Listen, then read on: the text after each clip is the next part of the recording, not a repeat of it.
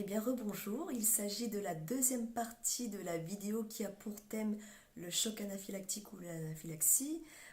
On était du coup sur la détresse respiratoire. Euh, alors, pour faire suite justement au sauvetage de mon enfant en deux phases par rapport à son choc anaphylactique du 15 décembre 2017, on a eu un retour le mois qui a suivi ce choc, c'est-à-dire en janvier 2019. Rendez-vous avec le pédiatre allergologue de l'hôpital de ma commune de résidence. D'ailleurs, je tiens à la féliciter pour toute son implication quant aux allergies alimentaires des enfants parce que c'est une personne qui s'intéresse beaucoup, qui s'interroge et qui continue à faire des recherches.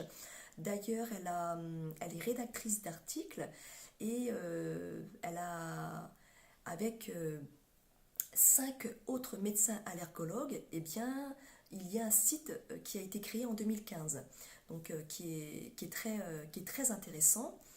Euh, Par rapport à ce rendez-vous, oui, donc je vous parlais de la détresse respiratoire. C'est un terme que j'ai appris lors de ce rendez-vous parce qu'en fait, j'avais jamais eu l'occasion de lire quoi que ce soit par rapport à ce 15 décembre 2017. Je l'ai découvert lorsque le pédiatre allergologue m'a lu le rapport de ce soir-là. Quand j'ai compris la détresse respiratoire, enfin quand j'ai entendu la détresse respiratoire, sur le coup, je n'ai pas compris.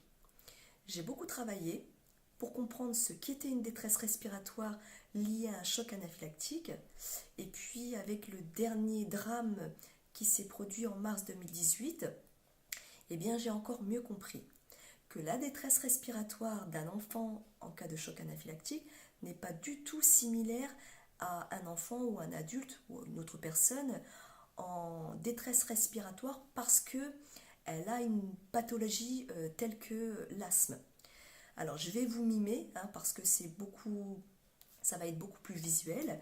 Lorsqu'une personne asthmatique est en faible détresse respiratoire ou en grande détresse respiratoire, ce qu'on peut déjà visualiser par rapport à sa difficulté respiratoire, c'est ça.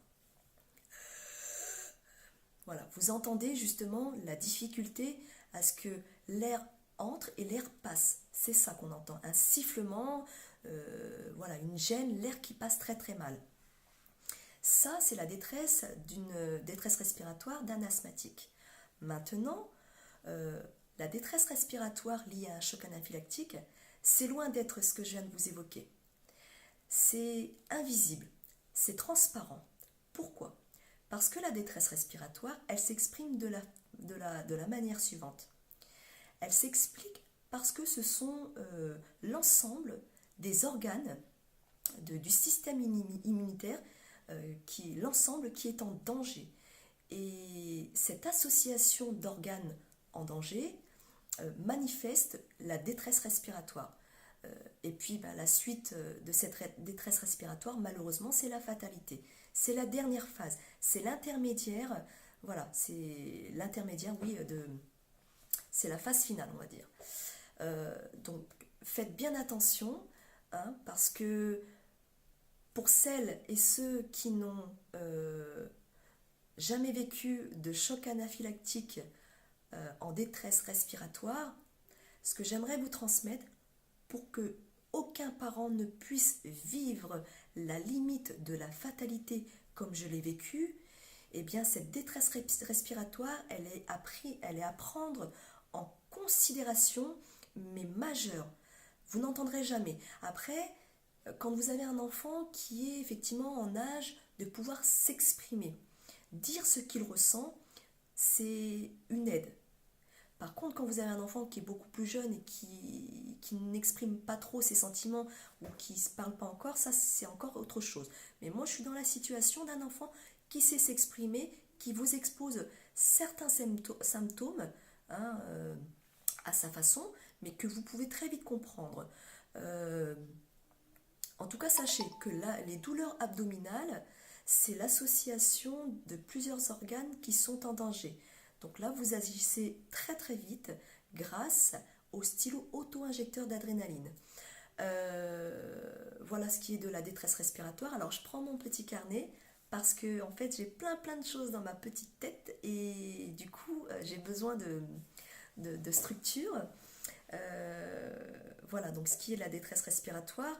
Alors quant à mon retour euh, avec le rendez-vous au niveau du pédiatre allergologue, donc je vous ai dit c'est une personne qui est extrêmement impliquée parce qu'en plus elle ne fait pas son métier pour rien, elle est pédiatre allergologue. Elle n'est pas que pédiatre ou pas que allergologue, elle est pédiatre allergologue. C'est pour ça que je vous dis que j'ai la chance d'avoir un spécialiste euh, aussi impliqué dans ma commune d'habitation. Ça, c'est vraiment un plus. Je pense pas que ça se passe comme ça dans les autres villes, mais en tout cas, moi, je suis totalement satisfaite hein, de ce pédiatre allergologue. Euh, du coup, quant au retour que j'ai fait, au rendez-vous qui a suivi le choc anaphylactique du 15 décembre 2017, des actions ont été mises en place parce que j'ai révélé des dysfonctionnements. Alors, les actions qui ont été mises en place, c'est faire équiper, je parle bien entendu au niveau de l'hôpital pédiatrique de ma commune d'habitation, faire équiper toutes les chambres de piqûres de stylos auto-injecteurs d'adrénaline. Ça, j'ai pas pu encore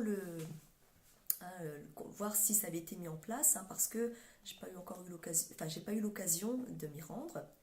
Deuxième action, faire former le personnel des urgences pédiatriques quant à la détection d'un choc anaphylactique. Ça, alors mon retour qui date du 15, de juillet 2018, eh bien écoutez, pour moi c'est acquis, simplement parce que dans le cadre de mon accompagnement préventif, j'accompagne beaucoup une personne en particulier qui, je pense, se reconnaîtra à travers cette vidéo-là. C'est une maman célibataire hein, qui a besoin d'être soutenue, accompagnée, qui est un peu méconnaissante sur certaines choses. Du coup, eh bien, je lui transmets des informations. J'ai accompagné donc cette personne-là aux urgences pédiatriques avec son enfant qui a fait une réaction allergique à la suite d'un toucher. Voilà, parce que bah, effectivement, une réaction allergique peut se manifester par une ingestion. Ça, c'est classique, ça, tout le monde le sait. Une ingestion peut se manifester également par un toucher, et oui, par un toucher, et par une inhalation. Alors, par rapport à l'inhalation, petite parenthèse, parce que j'ai eu une personne dernièrement avec qui j'ai conversé sur les différents types, sur les allergies, et qui était très surprise quand je lui ai dit qu'une réaction allergique pouvait se manifester parce qu'il y a eu une inhalation. Eh bien oui, je vous donne l'exemple plus classique. Eh bien c'est celui du pollen, des pollens, de toutes les familles de pollen. Vous inhalez ce pollen-là, ce qui crée la réaction allergique. De la même manière que pour les enfants qui inhalent eh bien, de l'arachide, enfin des cacahuètes ou autre allergène. Hein. Voilà ce qui était de ma deuxième action. Et puis la troisième action qui a été mise en place à la suite de ce retour-là, c'est l'inscription de mon enfant sur la liste des patients à risque. Alors qu'est-ce que ça veut dire? Ça veut dire que quand vous appelez le SAMU, par votre numéro de téléphone, celui de la maman, celui du papa et celui de l'école, parce que vous avez trois numéros qui peuvent être inscrits sur la liste liée à cet enfant allergique, hein, liée à votre enfant allergique. Et pour nous, eh bien, quand on appelle au niveau du SAMU, il y a une petite étoile qui apparaît avec différentes couleurs. Lors du décrochage, ce qu'on vous demande tout de suite, c'est des informations par rapport à cet enfant qui a des allergies alimentaires, parce qu'il est recensé en patient à risque. Donc la priorité, c'est l'urgence à l'enfant qui est recensé en patient à risque. Je vous invite à vous renseigner auprès de votre allergologue, de votre pédiatre allergologue, ou simplement de votre allergologue pour voir si en fonction de votre enfant, s'il juge nécessaire ou pas d'inscrire votre enfant sur la liste des patients à risque au niveau du SAMU. Voilà. Et puis ensuite, ah oui, dernière chose. Comme je l'ai écrit sur la rubrique à propos de ma page Facebook accompagnement préventif en allergie alimentaire sévère chez l'enfant, eh bien, il était notifié qu'un site internet était en cours de création. Eh bien, il est toujours en cours de création aujourd'hui. J'y travaille beaucoup. Avec le peu de temps que j'ai, je vous assure que je fais en sorte à ce qu'il soit actif très rapidement. Et j'aimerais beaucoup parce que j'ai hâte de partager avec vous, de vous donner des conseils, de vous accompagner. Alors, je tiens également à préciser que grâce à un ami d'enfance, ce site internet va très prochainement être actif. Je vous communiquerai l'adresse via cette page Facebook pour que vous puissiez bien, toujours me suivre. Ce serait super d'ailleurs. Sur cette page, vous pourrez retrouver des astuces conseils, des articles, de l'information, des témoignages et puis des partages d'actions mises en place, etc. etc. Et puis très certainement des photos et peut-être aussi des vidéos. Maintenant, par rapport à ce qui est support, parce que j'ai eu pas mal de demandes, que ce soit directement sur cette page Facebook ou par Messenger, j'ai créé une plaquette, comme vous avez pu le constater lors de ma première campagne allergie alimentaire. C'est une plaquette qui se présente de cette façon-là. Une plaquette qui est en format A4. Voilà. En 4 pages, on va dire ça comme ça. Et j'ai également... Alors cette plaquette-là, elle est à disposition du public. J'aimerais qu'elle soit disponible partout en France. Bon, pour l'instant, pour des raisons de moyens, c'est pas possible, mais je vais, dans un avenir assez proche, je vais faire en sorte à ce que ce soit le cas. Mais pour le moment, elle est disponible, étant proche d'une pharmacie, d'une école, d'une crèche, de certaines assistantes maternelles, je vais leur fournir cette plaquette-là.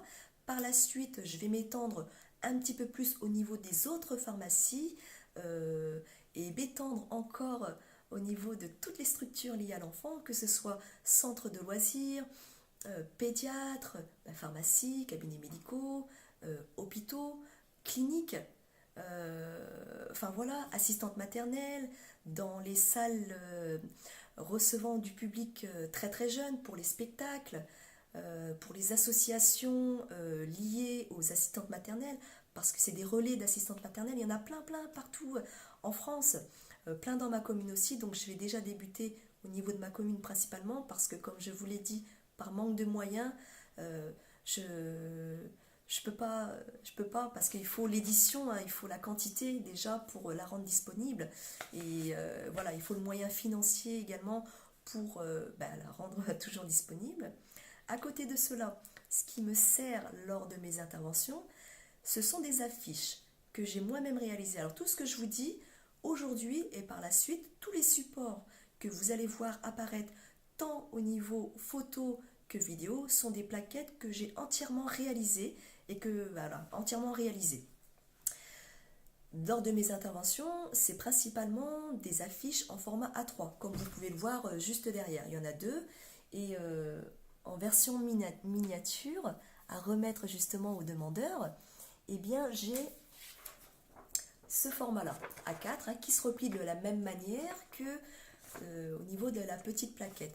Alors vous avez, je ne sais pas si on voit trop bien, vous avez justement les réactions légères qui sont listées, et puis ce qu'il faut faire en cas de manifestation. Je ne vais pas dans le détail de ces affiches-là, ce n'est pas le but de cette vidéo, d'autant plus qu'elle va bientôt s'arrêter, mais vous inquiétez pas, je rendrai mes supports disponibles assez prochainement pour que vous puissiez faire des éditions pour vous, en tant que parent d'enfants allergiques, pour les amis d'enfants allergiques, pour la famille d'enfants allergiques, et puis pour les structures, etc. Donc elles seront tout à fait éditables depuis votre domicile. Là, il n'y a aucun souci. Par contre, oui, ce qui est bien, c'est de les éditer en couleur parce que j'ai mis justement des notions clés en rouge et qui interpellent. Là, vous avez par exemple les réactions graves avec toutes les réactions et puis ce qu'il faut faire. Donc, hein, en cas de symptômes, en cas de réaction, voilà, vous avez le plan d'intervention. Eh bien, écoutez, le principal a été dit aujourd'hui, le 15 décembre 2018. Pour ce qui est du choc anaphylactique, sauvé en 2 phases, voilà. Eh bien, je vous remercie à nouveau d'avoir pris le temps de visionner cette vidéo et la précédente. Je vous remercie encore une fois d'être de plus en plus nombreux à me suivre sur ma page Facebook Accompagnement préventif en allergie alimentaire sévère. Je tiens encore à le préciser, ce qui serait super, c'est que vous continuez à partager ma page pour qu'elle puisse atteindre le maximum de public afin que je puisse avoir l'énergie, le soutien de faire en sorte de mieux prévenir pour nos enfants allergiques. Quant à mes campagnes d'allergie alimentaire vont s'étendre de plus en plus et j'aimerais, pour les étendre, il faut que le public, les structures auxquelles je souhaite intervenir, soient déjà dans l'écoute. Et pour être dans l'écoute, eh bien, il faut savoir ce qu'est une allergie alimentaire. Et grâce à vous, grâce au partage que vous faites, eh bien, cette sensibilisation-là, elle peut atteindre ce genre de public qui serait éventuellement prêt justement à accepter à ce que je fasse des interventions gratuites dans ces milieux liés à l'enfant. Voilà, et la vidéo prend fin. Je vous remercie encore et encore d'avoir visionné la vidéo pour tout le partage que vous faites. Ça m'aide beaucoup, ça me donne beaucoup d'énergie. Et puis sur ce, eh bien écoutez, je vous souhaite un bon week-end et à une prochaine vidéo si toutefois vous souhaitez que je refasse d'autres. Alors n'hésitez pas à poser les questions en bas de ces vidéos-là. Surtout ne vous inquiétez pas parce que j'essaierai toujours de prendre le temps de vous répondre. Je prendrai toujours le temps de vous répondre, ça c'est certain. Mais ce temps-là, eh ben, il faut me laisser le temps de vous répondre. Je ne laisserai personne sans réponse. Après, je m'excuse par avance si les réponses sont trop tardives pour vous, mais en tout cas, je ne vous laisserai jamais sans réponse.